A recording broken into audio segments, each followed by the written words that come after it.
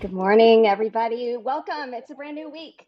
Hope everybody had a great weekend. I did. I got a little bit of rest. I had a little bit of fun. Went out to dinner with my husband a couple times, so that was nice. We've got one more week. The kids come home from camp on Sunday, and I'm starting to get itchy about it. I'm excited. I'm looking forward to it. I always look forward for them to go because they have such a great time. But it's time for them to come home to mommy now. So, like it or not, it's time.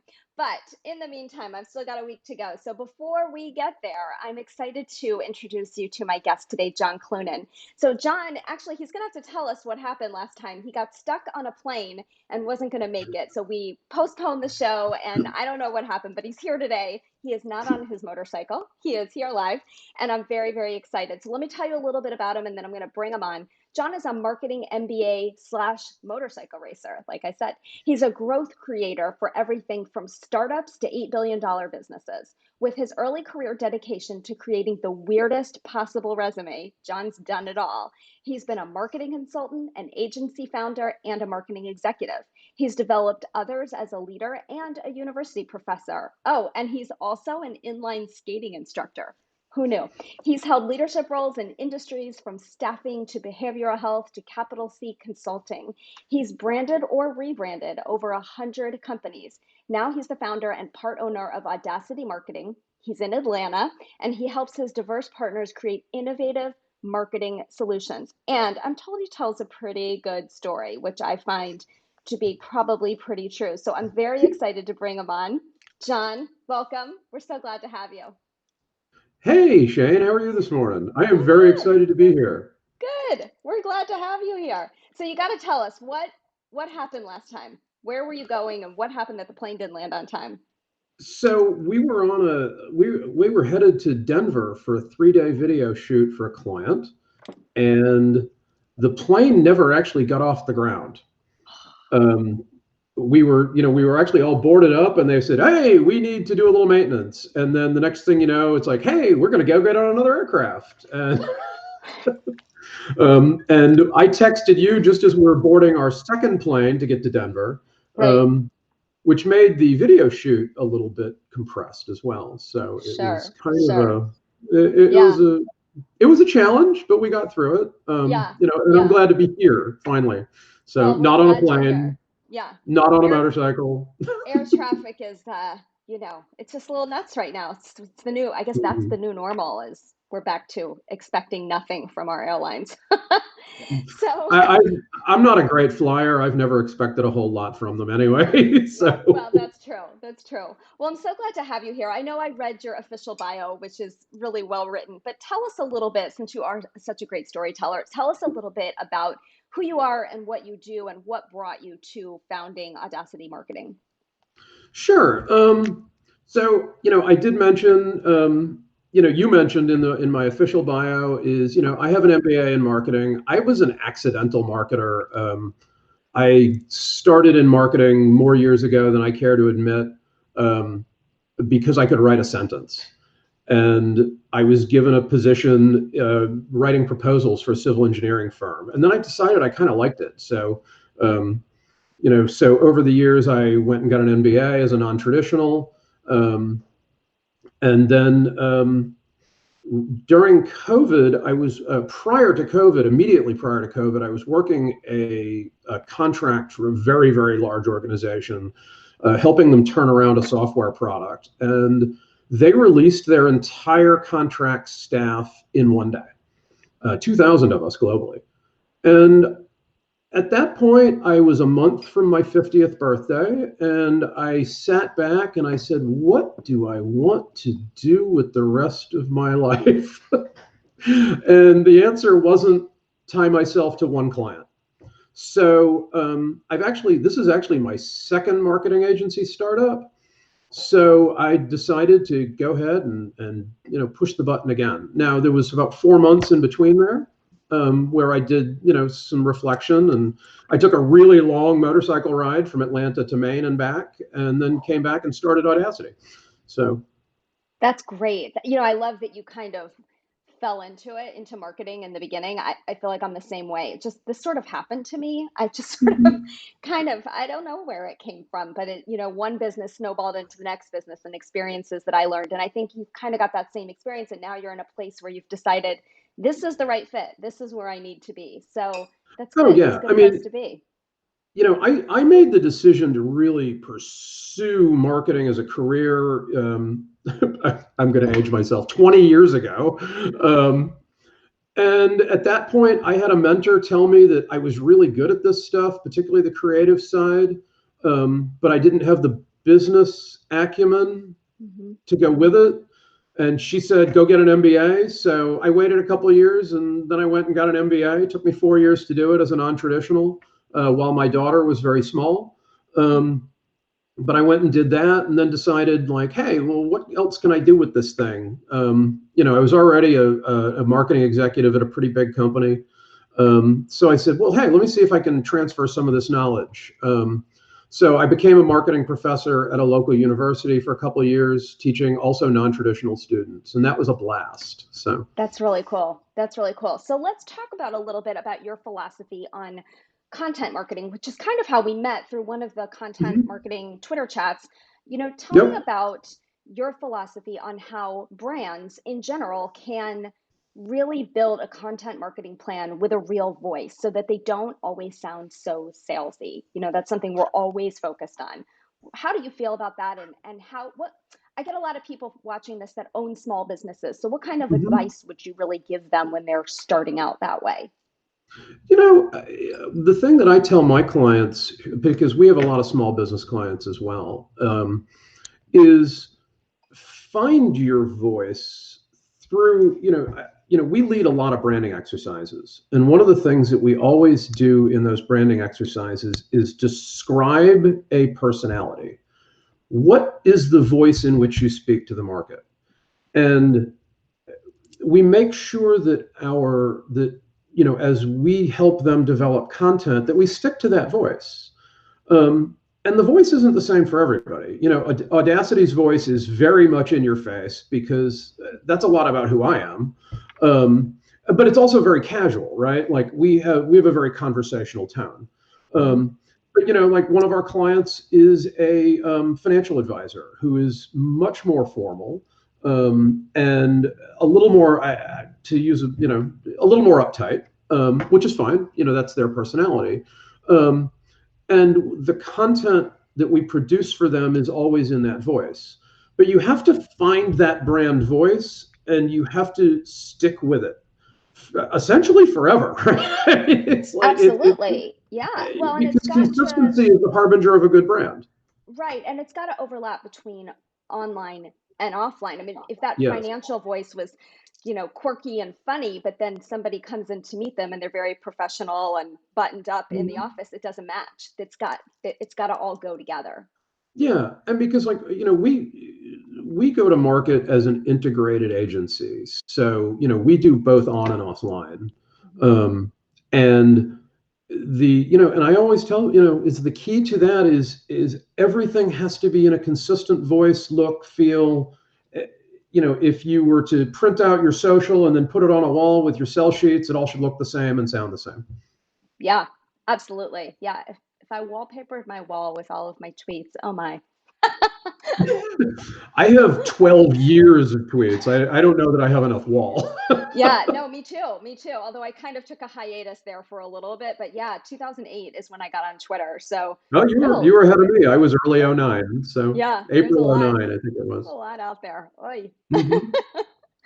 So, life in general, and you've seen this because you've moved from Hmm. role to company to business, you've moved around a little bit throughout your Hmm. career. That's about risk Well, you can taking. say a lot. I've done it a lot. So Yeah, well, you have, but not unnecessarily. I think no. you've kind of found yourself, and I think that there's a little bit of risk taking there. And I Oh, sure. know, I know you're an avid motorcycle enthusiast, so Hmm. I am not. I'm, I'm definitely afraid of those things. So talk a little bit about sort of your mentality of being a risk taker and how that ties in from the world on your motorcycle to the world in marketing. It's interesting because I keep thinking I need to write a book about this, and one of these days I'm going to sit down and do it. But um, one of the things, particularly as a motorcycle rider and racer, is understanding your risk, finding the limits of the risk, but then also mitigating it so that you come out whole at the far end. As a rider, a street rider, and a racer, like I always wear, I'm in, full leather as a chest protector, a back protector, gloves, boots, helmet, all the stuff to mitigate the risk so that if I do fall down, I get back up again and I can keep going. Um, Somebody once told me that a successful motorcycle outing is where you can, where nobody gets hurt and you can use the motorcycle again. Anything else is kind of optional. But I very much look at marketing the same way, which is you do need to take risks because you will end up being stale and your marketing won't look great and your creative will suck if you don't take some risks.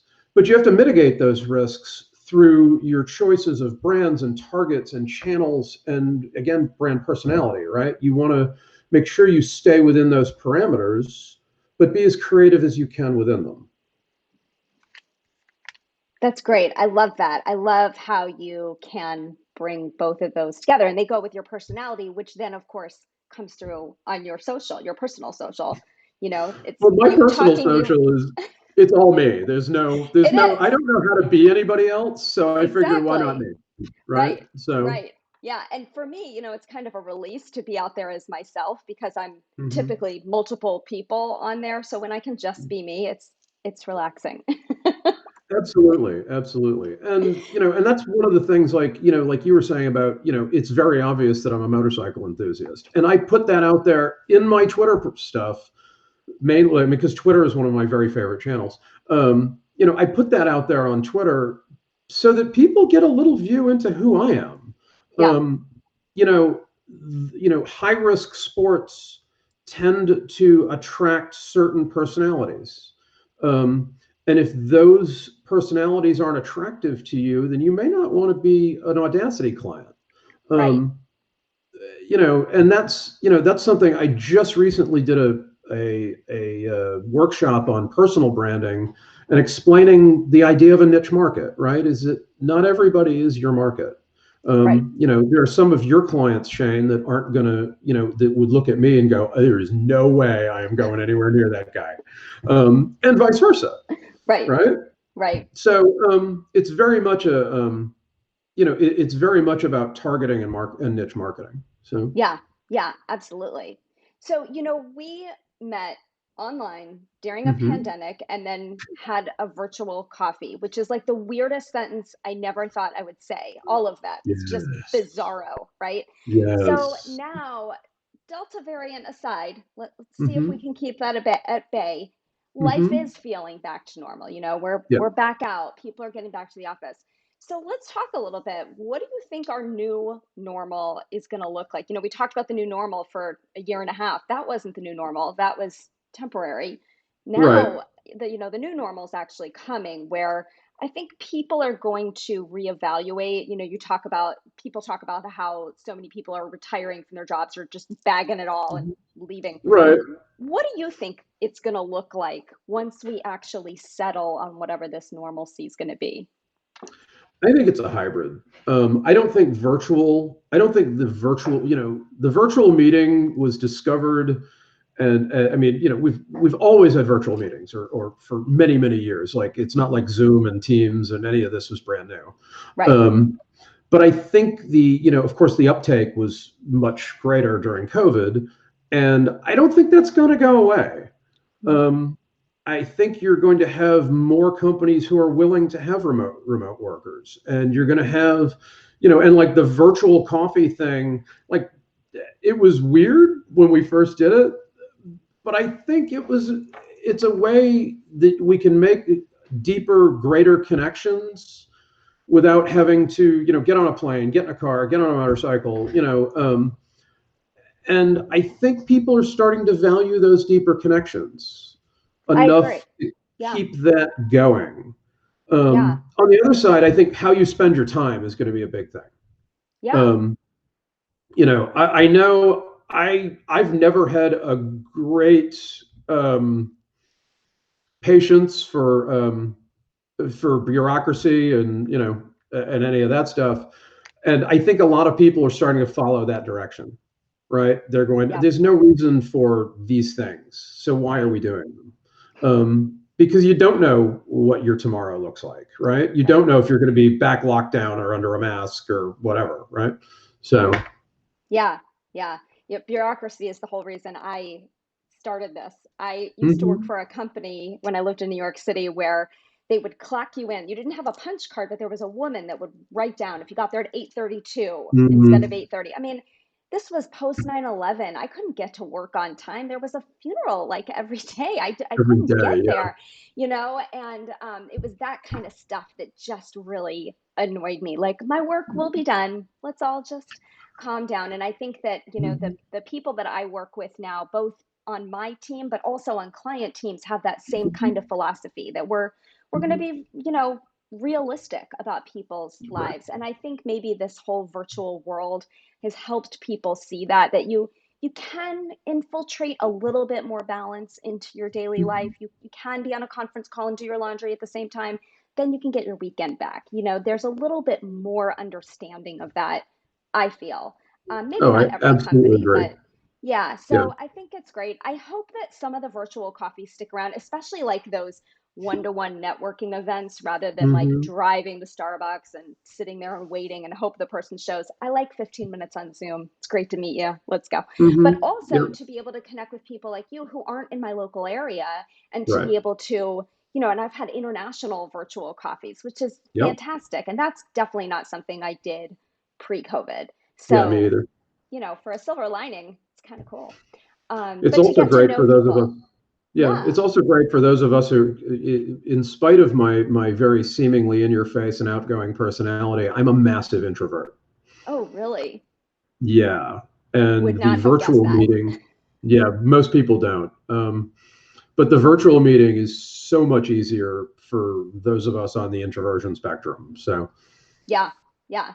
And I get energy from it. I really do. In the same way that I mhm. would, as an extrovert, being in Yep, space with someone. So it's great. sure. But I do think a lot of this is helping us to bring our real voices forward. And I think brands have learned that is how you separate yourself from your competitors, is be yourself and figure this out in a real way and put your voice out there. Yeah, authenticity is key. I mean, if you're Absolutely. because social, and I've been saying this, I actually found a presentation I did back in '08 about authenticity in social media. Is that social media outs fakes straight up. You can't. It's not sustainable, Right. right? You can't do it for over time. Social media will find out. Right. So it's just a Yeah. thing, right? Yeah, So I love that. Social media will find out. Exactly. Exactly. Well, mhm. John, it was so great to have you this morning. I'm so glad that we got to catch up and I got to I know, share right? you with the audience. And, now more people know who you are and what you do. I'm going to put your contact information up there for anyone who would like to contact John directly. Here is all of his contact information. He is in Atlanta, but he works with people all over the place. So please feel Mhm. free to reach out to John directly. And really, it was such a pleasure to have you. So thanks for being here this morning, and be safe on that motorcycle. Thanks, Shane. I appreciate it. It was so fun to do this. Finally. Thank So you. Finally, and good luck. I know you're taking your daughter to college in a few weeks, so good luck. I hope it's easy and she has a great start to school, and that you don't have to thank you move so too much. many boxes for her. I appreciate that. Thank you so much. Absolutely. Well, everybody, have a great day and a great rest of your week. I'm actually not going to have a show next week. My kids are coming back from camp, and for a couple weeks, I'm just going to be mom and focus on them and do the things I need to do for work. But take some time to be with my kids and get them ready to get back to school because they go back pretty soon. So, in the meantime, if you need anything from me, you know how to reach me. I'm on Twitter at 520 East Brands. You can also find me at 520eastbrands.com. So until then, have a wonderful, wonderful week. And I look forward to seeing everybody again soon. Until then, keep it real. Bye.